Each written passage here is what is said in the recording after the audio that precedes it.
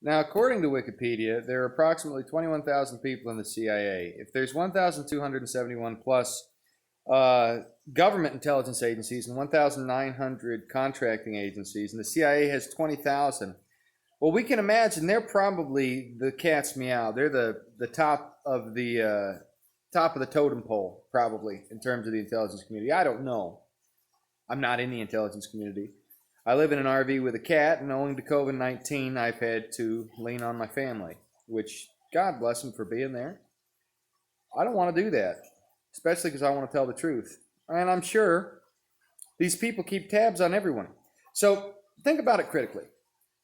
That's a phrase my dad likes to say. If you've got 20,000 people presiding over 350 million, you can cut out the zeros and see how many of those people, if they were all available, could be used to monitor the rest.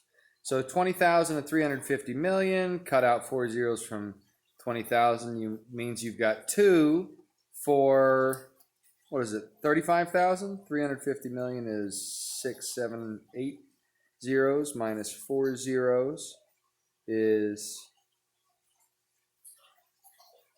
350,000.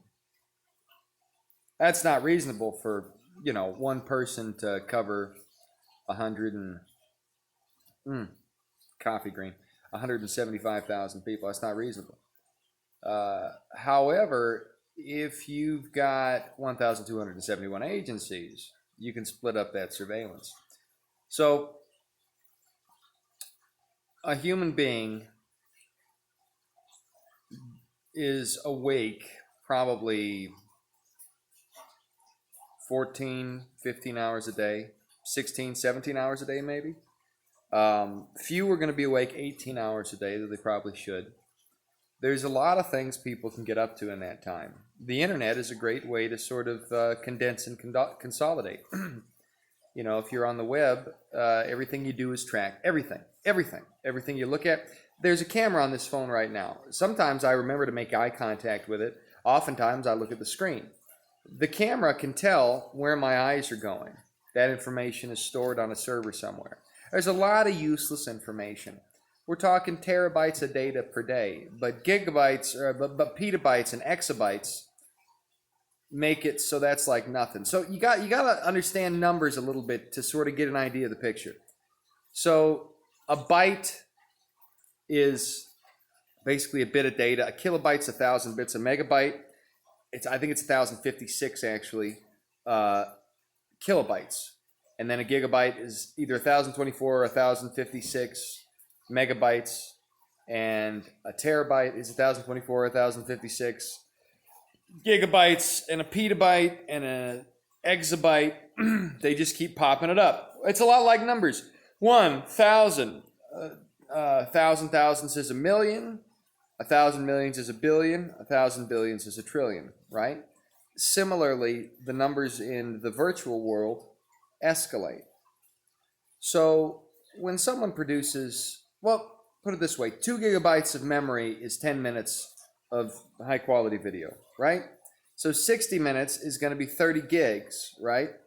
30 gigabytes times, say, 16, that's going to be 300, it's going to be 480 gigabytes, about half a terabyte. So 2 days is a terabyte. You're going to be looking at 15 terabytes a month. 15 times 12 is going to be 150 plus 30, so 180 terabytes a year per person. That's a lot of information to parse through. You see what's driving the tech community to a certain extent. They have to be able to search and index that information quickly. Just put in a name and all the information pops up. Plus, you've got consolidated information woes. Not all the info is consolidated. Social Security, driver's license, school records, police records by state. All that stuff is hard to index. One of the big things the intelligence community does is finds ways of parsing that information quickly. Now, obviously, that's too much information, and there's too much out there, and there's not enough people for them to monitor us specifically. So this is one of the reasons we have keyword searches. A keyword makes it so that you can index that information and pull it up really quick. Search engine optimization is sort of my field of business. I ghostwrite. I basically stick in the keywords which conform to how people search. Search engines catalog all that information. There is good reason to believe both Google and Facebook were started by the CIA as a means of fixing this problem. That's sort of how the CIA functions. They're like a spider at the top of the web. So all these other intelligence agencies and contractors and private industries get funded by them because, they're running drugs and they're human trafficking overseas, and that makes a lot of money. And so that money goes into the tech world, the technocracy.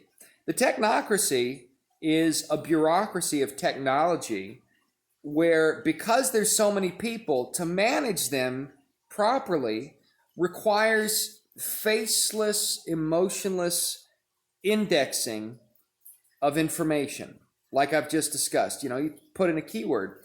So they can't monitor everything I say, even though I'm only one guy, because, one person might be assigned to 1,000, right? So they've got to look up the keywords. The keywords will send a notification like an instant messenger to whoever's on the case from whatever software, whatever little developer in Silicon Valley made for whatever intelligence agency. And then they can surveil someone for a while or check in on someone, And then if they have a reason to go after you, then they just index all that information, And beyond what we generate of our own accord, you have surveillance from CCTV cameras every time you go into a store. The camera in this phone's like a centimeter square, and the eye hole is the size of a head of a pencil. It's little. You don't need a lot of space for these cameras. What you need is a power source, wiring, and a way to store the data. And with cloud computing and the Internet of Things, that can all be done pretty much automatically now. So it's feasible that between 1 and 3 million people in the intelligence community, maybe 10 million people in the intelligence community in the United States alone, have the ability to keep careful track of anyone they want to, but they have to have a reason why, because there's just too much data to parse through otherwise. And that's one of the reasons you're going to have literal spies in your social media. Sometimes it'll be a weird profile you didn't expect, but more often than not, it's probably going to be someone innocuous. People expect James Bond or Ethan Hunt. They don't expect some fat LARPer. They don't. So you've really got to watch these people. And the reason I bring all this up now is because what we're seeing with the riots is definitely orchestrated. What we saw with COVID-19 was definitely orchestrated. And the people in these intelligence communities were definitely aware of what was going on. Because here's something else about the intelligence community in modernity. It has taken the position in modern society that secret societies of the Illuminati Mason ilk used to hold, where they had their rituals and their initiation rites. Now, government agencies like the NSA, CIA, FBI, or whatever initial agency that's a contractor for these people you want to mention, now these groups hold the same position in society.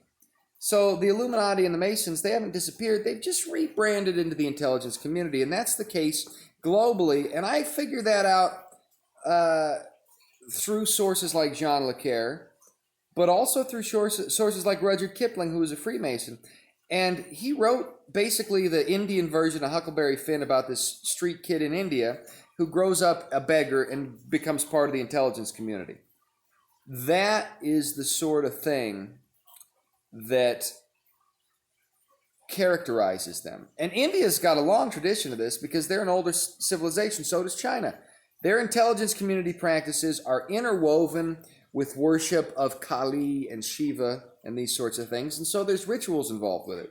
That's one of the reasons MK Ultra, the Monarch program to brainwash people, incorporated things like lysergic acid diethylamide and satanic ritual abuse, LSD and SRA. SRA, administered under the influence of LSD, results in a long-term post-traumatic stress disorder that can be manipulated for the purposes of the manipulator. And they've been studying that since the 60s, and there's no literature which says it's been totally disbarred. It's gotten some bad press, but everything's worded very carefully, and it's swept under the rug, as things like riots and COVID-19 make us forget about Kobe Bryant and China and the Hussein Baxter Band.